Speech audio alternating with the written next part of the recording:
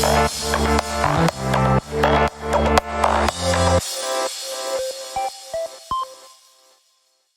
everyone, welcome to the top 10 tips for Masketeers Idol Has Fallen. Tip number 1, save your diamonds. Save all your diamonds and save up for the Imperial or Sacred chest. You need those chest points. So this can be found on the item shop, which is the furthest icon, the diamond shaped one on the bottom right. And the Imperial chest has awesome rewards, so does the Sacred chest. And when you do collect the Sacred or Imperial chest, you get chest points. So Sacred gives you 25 chest points and Imperial gives you 7.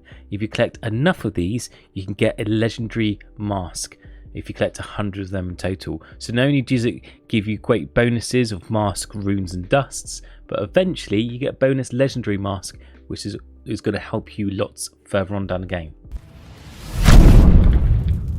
Tip number 2, always do your free spin. Always do your free spin from the Trader of Fates. One way is to get the free runes and mask even if you haven't defeated the bandit. Worst case is not taking a chance and getting nothing from your run, but it's always worth reaching the Phantom Bandit stage before you transcend for more tokens. So as you progress through the stages and get higher and higher, each time you just transcend and start from a new stage, you'll notice the Phantom Bandit will set a stage requirement at the top right. If you want to know what it is, at the top right corner where it says your stage level, if you tap on it, it will say Phantom Bandit and tell you at what stage he's next due to appear. If you beat that stage, it gives you extra tokens to use, so when you do transcend, you got more tokens. And remember to do that free spin to get one more token so you can get as much rewards as you can.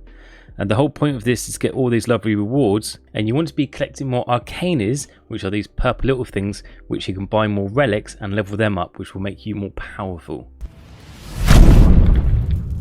Tip number 3, hold on to your masks. Collect and hold at least 10 to 15 masks. There is a quest associated with disenchanting them, and it'll take you days otherwise. So as you progress through stages, you will start collecting them. You can see this on your main panel, and it will be an icon at the top of the screen of a white mask. So just hold off and let that stack up to about 10 or 15 at the most. The reason for this, if you tap at the top left icon just underneath the menu, this gives you the quest panel. Now, these quest panels are great for giving you diamonds which we need to stack up, and also by collecting those quests you can open an Imperial chest. So again, that's quite good. These quests are sometimes quite specific. For example, you need to collect a certain amount of orbs, or you need to collect a certain amount of masks. Now, one of the tasks of masks is, if you haven't stockpiled, will take you days to collect. So definitely worth stockpiling just to get rid of that quest and then using them. Tip 4, keep grinding. Grind or transcend if ultimate combo wave is less than 10. So I always had issues pushing after that. So when talking about ultimate combo, when you collect these orbs at the bottom, when you stack up, there's a long bluish green color bar above it. Once that reaches the top, you'll do the ultimate combo wave, which uses all wave attacks and splashes through some stages. Now you get higher splashes the higher level you go, the more you level up your combos. But I found once I reached less than 10, when I was doing a combo wave and it was getting less than 10, my pushes were going so slow. I was only gaining a couple stages at a time. That's probably the best time to transcend and start a new run.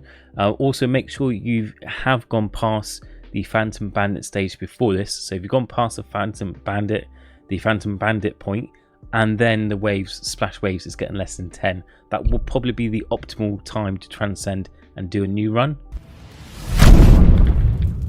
Tip number 5, one must dodge. Make sure one or more Masketeers knows how to dodge.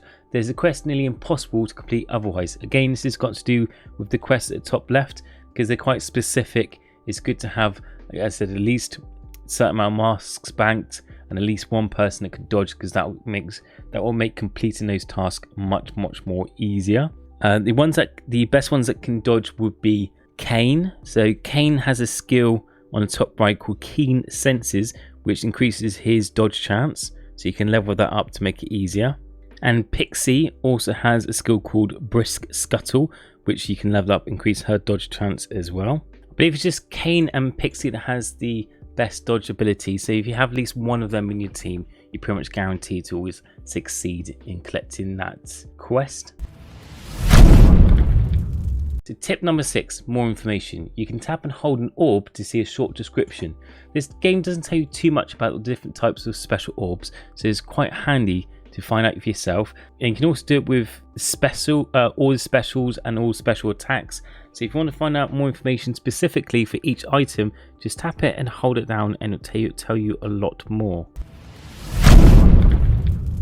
Tap 7, keep it open. Do not close the app. If you're still playing and you're just taking a short break, leave the app open, don't close down the game.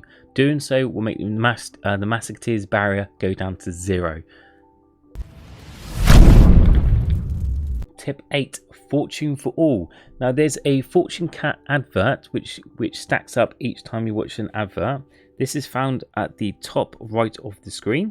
So fortune cat does times 1.5 on the first advert, times 2 on the second, and times 3 on the third. And this increases your bonus for Spark Wraith spawn chance. And it's definitely worth doing because it gives you a great boost in sparks. Tip 9, milestone. There is some transcendental trinkets that cannot be gained through discovery. They are put them in milestones, which are the best ones. So if you go to your milestone, which is at the top left of the screen, you can see which ones can be achieved and unlocked. Try to aim for these as soon as you can. So the first one's at stage 115, which is the arcane chime. Then you get a special relic, Daunting Bell, at stage 270. And then there's the special relic, Twilight Clock at 480. That's quite a good one. I believe that's a high stage splash through, so it makes run times much better. So when you get that Twilight Clock, it's good to level up quite high to make run times a lot quicker. And tip number 10, quests. Keep checking the quest log. These are great for gaining precious diamonds for getting those extra imperial chests. As I mentioned quite a few times, things that get neglected or overlooked quite often, I think a lot, especially with new players, is the quests. Quests are very simple to do. If you're doing runs each day anyway, you might as well just keep an eye out and see what little extras you can do to complete them, because you get 30 diamonds for each quest, so that's a total of 90 diamonds minimum for just little effort. And I says once you start collecting those diamonds and using them on the imperial chest and sacred chest, those start stacking up, and when you start stacking them, and no time at all, you find yourself getting quite powerful. So I hope those top 10 tips have helped you. If there's any tips that you know, please leave a comment and leave them below, share with the community.